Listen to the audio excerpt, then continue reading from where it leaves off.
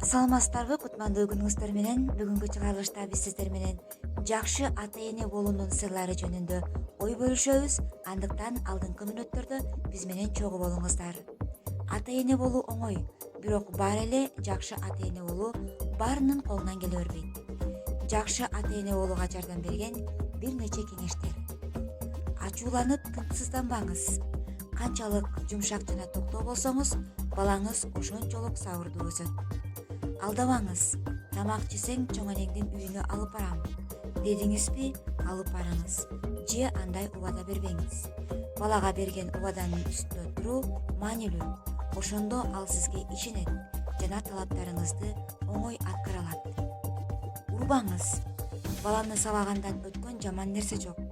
Сабалбастан деле жазалоо мүмкүн. Урбай деле ата-эне өз сөзүн уктурса болот. Уруу деңгээлине жеттиңизби? Демек айып сизде. Ар нерсеге тыюу сала бербеңиз. Бул мүмкүн эмес, ал мүмкүн эмес, аны кылба, муну кылба деген сыяктуу сөздөрдү уга берген бала бара-бара ал сөздөргө көңүл бурбай калат. Өзүңүз үчүн ажыратып алыңыз. Акыйкатта мүмкүн болбогон нерселер менен сизге болгону ыңгайсыздык жаратуучу нерселерди. Мисалы, чоң жолго, машиналардын жолуна чыгууга тыюу салуу керек болгон нерсе.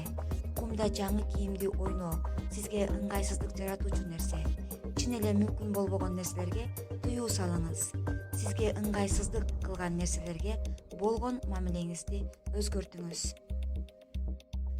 Үлгү болуңуз. Өзүңүз жаман сөздөрдү иштетип туруп балаңызга жаман сүйлөбө дей албайсыз. Кудум ушул эле сыяктуу күнү бою сыналгынын жанында болсоңуз, балаңыз да сыналгынын астынан чыгып кете албагандыгына таң калбаңыз. Өзгөрүүнү өзүңүздөн баштаңыз. Айыбыңызды мойнуңа алууну билиңиз. Эгерде бир нерсени ката кетирсеңиз, балаңыздын көзүнчө аны моюнга алууга көнүңүз. Максат бала ката кетирүүдөн коркуп, жашабай катаны кайталоогону үйрөнсүн. Баланы эрке кылуудан коркпоңуз. 7 жашка чейин эрке болгон бала жашоодо чоң ийгиликтерге жетишет. Болгону эркелиги жаңы оюнчуктар менен эмес, сиздин мээримиңиз менен бөлөнсүн. Кечирим суроону билиңиз. Сиз деле туура эмес болушуңуз мүмкүн. Баладан кечирим суроодон коркпоңуз. Мындан ал боорукер жана сабырдуураак болууну үйрөнөт. Кучактаңыз. Баланы көбүрөөк кучактап өбүүгө адаттаныңыз. Бала буга рухий тараптан да, физикалык жактан да зар болот. Сабырдуу болуңуз. Балага ата-эненин ачуулануусунун эң негизги себеби сабырсыздык.